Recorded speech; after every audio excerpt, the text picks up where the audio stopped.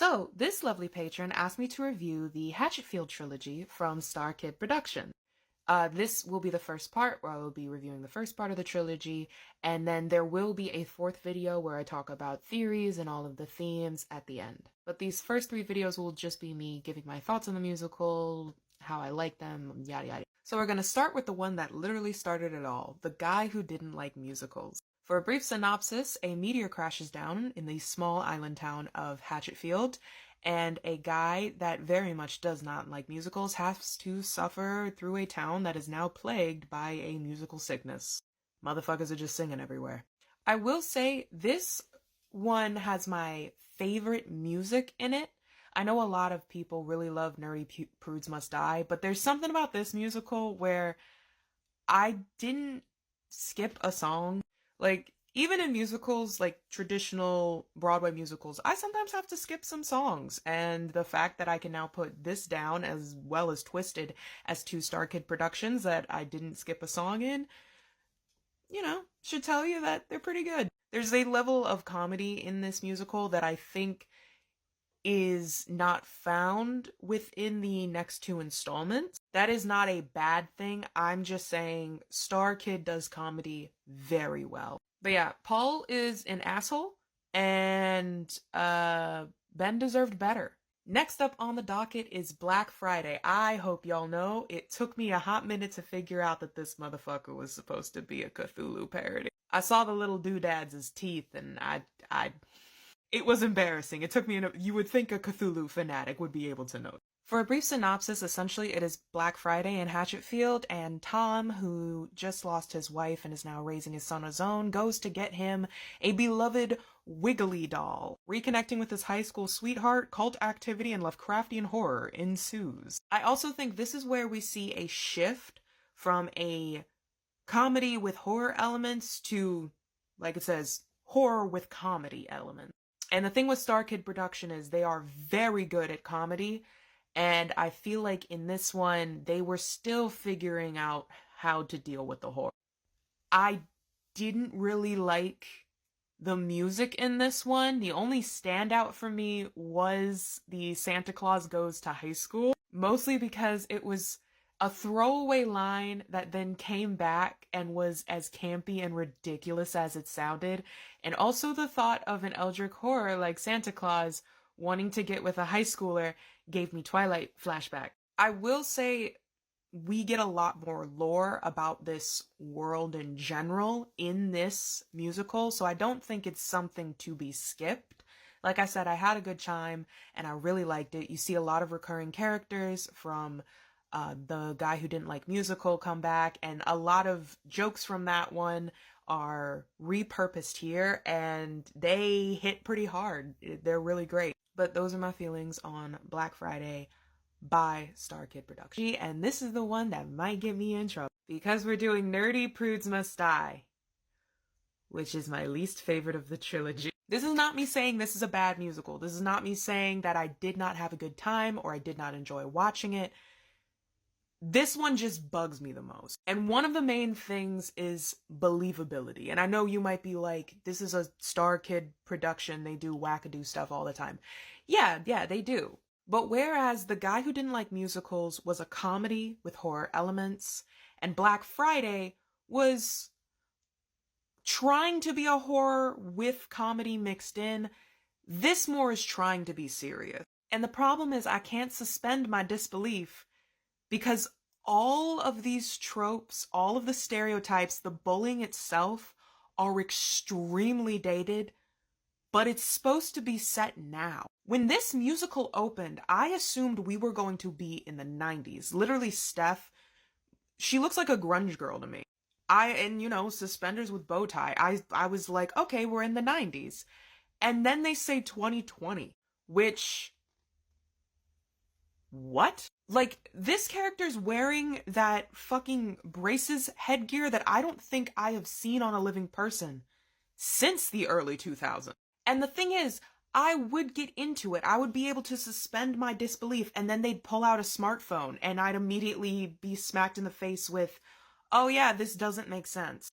Both because they want to have these really caricatured stereotypes of being a nerd, and they try to give it a more modern twist by making one of the nerds a weeb, which was very funny, but also, once again, completely took me out of it. I feel like both what are described as losers and what bullying is has evolved a lot, and this read as like a 1990 story that got forcefully driven into the 2020s.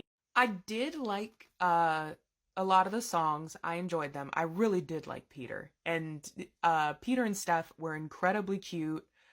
I wasn't expecting the ending, but I guess when you meet an Eldritch horror, your views kind of change.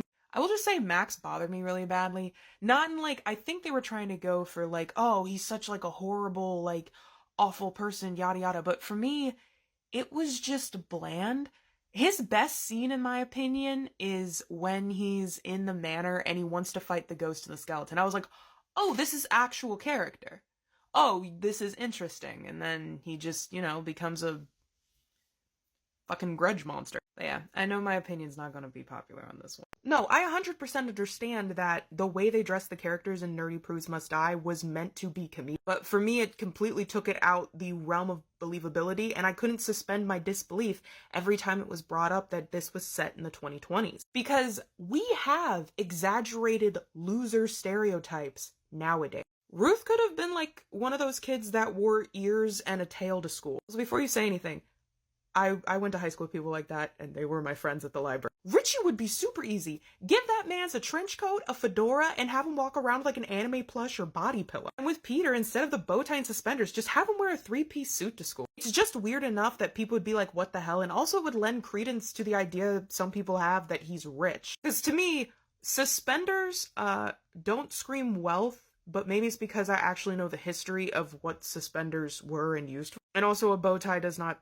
scream wealth or sophistication. But if you had him in like a three-piece suit, yeah, that would 100% work. To me, it felt like the writers, instead of tapping into the now for the story they wanted to tell now, instead tapped into what they personally remember. And I don't know, Star Kid puts so much like thought into their productions that it just kind of came off as weirdly lazy to me. The weirdest thing is they had cell phones in like the early 2000s. Like, yes, it wasn't as big of a deal as it is now, but they were around, especially with like a rich girl like Steph. So they could have had it in the early 2000s and kept the characters the same way that they were, and it still would work for that time period. But they didn't, and it bugs me really bad, and it's probably because of the autism. This is just my breakdown video discussing the through lines of the musical. First and foremost, no one should live in Hatchetfield. People need to get the fuck off this island. I also think narratively it was incredibly smart to have this be on an island that had a bridge and a ferry in order to get to its sister. Mostly because if it's in a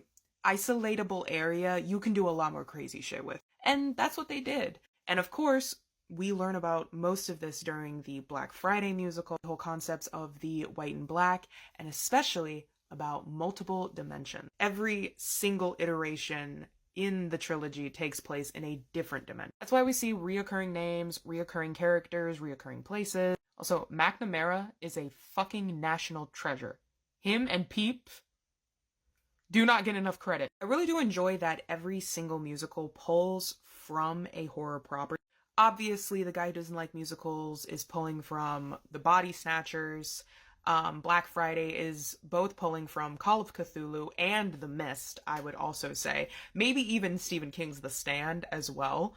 And finally, with Nerdy Prudes Must Die, it's of course pulling from a lot of slashers, and especially I Know What You Did Last Summer. And while with Black Friday, it much more feels like an homage or an allusion, for the other two, I think they're more inspirations for the story. And while, at least with the first two, some people just chalk it up to aliens, this is obviously more of a cosmic horror narrative. Nerdy Prudes Must Die pulls a lot from The Grudge and I Know What You Did Last Summer, and using those sorts of ideas, they still have the white and black, they still have wiggly. Even though it's labeled as satanic, you know from the other two musicals that it's not. And the one thing with cosmic horror that I feel like a lot of people don't get is it's not defeatable. You may be able to stop something from happening, but you're never going to be able to kill that creature. You find this a lot in Lovecraftian works where the person just barely gets away, or they got away, but like with Shadow over Innsmouth,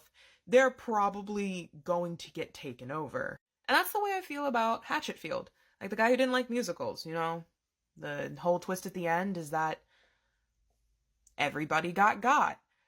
Black Friday, Wiggly's been stopped, but who knows what the fuck's gonna happen now because World War III just got initiated. And with Nerdy Prudes Must Die, yeah, they were able to get Max's ghost back into the fucking Shadow Realm, but now Grace Chastity is running around being a fucking witch. In all honesty, this entire trilogy was both really fun to watch, and I really do like that they took this strange idea and the thought of Lovecraftian horrors in multiple dimensions and made really good properties out of them. And it's very fascinating to see the first one go from a comedy with horror elements to a horror comedy to more of a standardized horror with maybe some comedic beats. That evolution was amazing to see, and I honestly can't wait for what else they make. I really love Star Kid.